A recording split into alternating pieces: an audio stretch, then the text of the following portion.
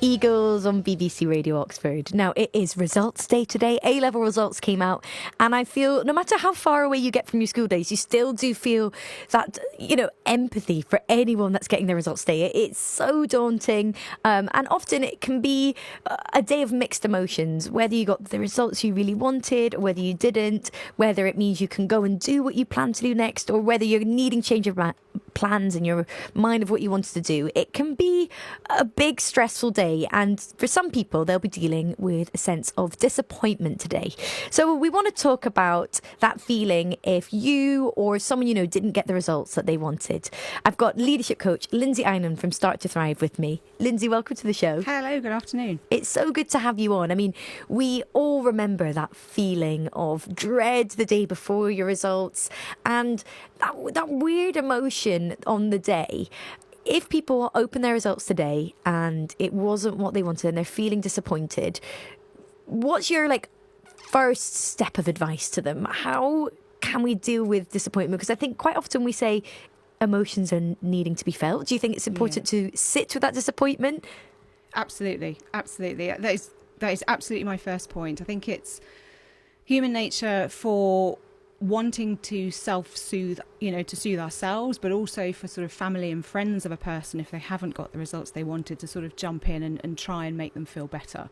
And the most obvious thing to say in those situations is, it doesn't matter. It doesn't matter. Don't feel the way that you're feeling. And actually, I think there's a great value in feeling the way that you're feeling and allowing the person in front of you that's feeling it also to have that moment and to acknowledge for them that this is a really big day. And for this cohort particularly, it's the cohort that did their GCSEs during COVID, so they didn't sit those exams, so it's their first real sort of big external exam experience, and if it hasn't gone the way they wanted, that could have a big impact for them going forward. So understanding if it's you, the student, how do I feel about it? Putting some words to that. Is that disappointment? Is it sadness? Is it fear?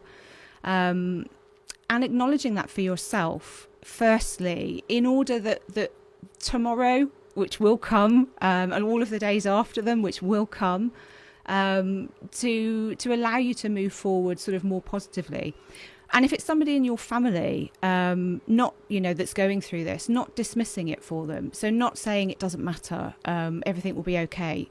Yes, it will be okay, but allowing them to see that you recognise and you're validating them effectively and saying, I see that this hurts for you, and I'm sorry that you're going through this. Yeah. And I'm here for you. And if if you want to shout about it, vent, have a good cry, do what you need to do. And then we can be proactive and productive about, okay, now what do we do next? But in the first moment, just be with it, because it's happened. Yeah. Whenever I've gone through anything like this and someone says the phrase, everything happens for a reason, I want to poke them in the eye, because you're like, well, no, there shouldn't be a reason for this. Or, what's for you won't go by you. And all those cliches that you just think, I don't need to hear that right now. That's making it even worse. And I think sometimes my mum is quite good at this. That sometimes when I'm moaning to about something, she'll be like, I know, that's really rubbish. Yeah.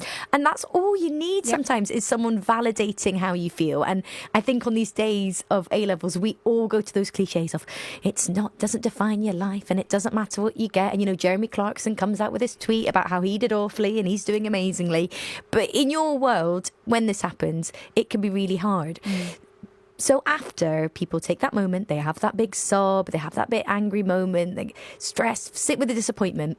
What's the next step? Where do you go from there? Oh, then I'm into labels. And generalisations. So it can so easily, I think, slip into a really big generalisation about, okay, so I failed an exam, or perhaps I failed all of my exams. And the generalisation and the risk there can be that we slip into, I'm a failure, I've failed. And, a label perhaps of, I'm no good at exams, or I will never be able to, and then fill in your own blank. I'll never be able to get the job I wanted. I'll never be able to go to university. So I would say on that, just be very conscious and aware of the language you're using in your head. I'm big inner critic speaker. So just be conscious of not slipping into those generalisations. This was a day or a series of days, if we're talking about multiple exams, where it didn't go your way for whatever reason, and there may be multiple reasons for that. That does not mean that you're not intelligent. It does not mean that you can't do exams. It means that this one or these ones didn't work out. It doesn't mean that I can't be, whatever it is that you wanted to be in terms of career. All of those things remain open. Different routes perhaps need to be explored. But that's the second one, is just let's not label ourselves, or again, if it's somebody in your family, label them as, the failure, or a bit thick, or I didn't, can't do exams, because this is just a snapshot. And when it's your thing, and for these students, it's the biggest thing in their lives right now. It's front and center for them. They are right in the middle of it, and it's very difficult when you're the one in the middle of it to see past it, or to see the bigger picture. So I would say just be aware of the language you're using around yourself and also around your loved ones, and not sort of make this something that's got a finality about it. It's a snapshot. It's a piece of paper. I think that's such an important point, because I think weirdly exams still define sometimes how we think of people as being intelligent. Like I've heard so many of my friends, people I know, that are so bright and well read and so clever, and they'll be like, oh, I'm not clever because I got this in my GCSE maths, as if that's representative of being clever. And equally, there'll be other people that did great in their exams, and I speak to them and I'm like, you're not very clever at all. Like what you got in your exams does not define any more than what you got in those exams. Really. Absolutely. I also think what's interesting with disappointment is sometimes what really upsets you or disappoints you can show you what you actually want. So if what you really wanted was to follow this course that you wanted to get into and you didn't get in, it shows this is really what you want to do. How can you use what you've learned from feeling disappointed to help guide your steps onto what your new path is, if a path has kind of been closed or blocked or delayed because of those results? It's a good test of mettle. This is a really early life lesson in determination. And it's a lovely point that you make, because I think we can often get swept along in doing the things that we think we should do.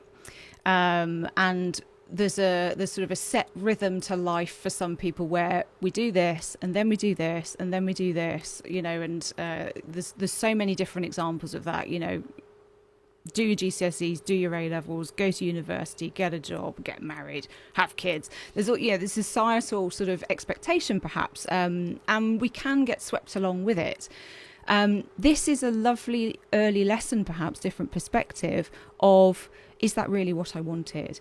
And if it is, and so if that fire is still burning, that really is what I want to do, okay, that's when the determination kicks in. Okay, so how then can we achieve it? How do we achieve it differently, perhaps? How can we think outside the box? Or maybe just in terms of a little bit longer term of getting there. But yes, it might also reveal different opportunities and a different desire, and perhaps an early doorway. I always refer to opportunities as doorways. Perhaps a doorway that we would have marched straight past, that in fact now we get to explore in a different way. So it's a really tough one. It can sound very trite on the day of exam results to say, let's look for the opportunity in this, because right now it hurts. When the emotions have settled a little bit, perhaps then, yes, these people, we can start looking at it from the view of what opportunities are here that are different. What I also find interesting is that your exams, the reason people can get stressed, and it seems like your whole life depends on it, is because it feels like, well, I need that to get into this university or to get onto this apprenticeship or to do this, and that then affects my jobs forever. But to offer a bit of reassurance, what are employers actually looking for? Like, if what you're really at the root getting stressed about with these exam results is that you're not going to be able to do the career you want or follow that profession you want to do, what are employers looking for, and how can people feel a bit more reassured in that sense? Yeah, they're looking for character. They're looking for something that differentiates you.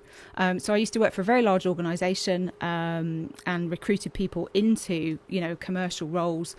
And we would get so many CVs across the line, and they are, as documents in the main, very similar. And so an employer is looking for somebody that stands out, and somebody does not stand out from exam results. Almost everybody takes exams in this country. So in terms of what employers are looking for, they're looking for this mettle. They're looking for determination. They're looking for people who are resilient. They're looking for people who can give examples of how they are resilient. Perhaps here's a good example, for somebody who's had this experience today. They're looking for people that can communicate in all forms, written form perhaps, but most importantly, verbally. Can these people hold a conversation with somebody else and get their point across? That's really critical. How do they work in a team? Because all organisations are, just absolutely a large team. So they're looking for how they interact with other people. You can't see that from an exam result. The organisation I worked for used to run, or they still do run, these intake days when they were looking for apprentices. And they were putting them in groups to observe them in a group format to sort of see, well, how do they communicate? How do they cooperate and collaborate with each other? And that's the skill set that employers are wanting to see. Employers can train people with the right attitude and willingness to learn in almost anything. They're looking for somebody that wants to be there and that's hungry for it. And that is just not and cannot be reflected in an exam result.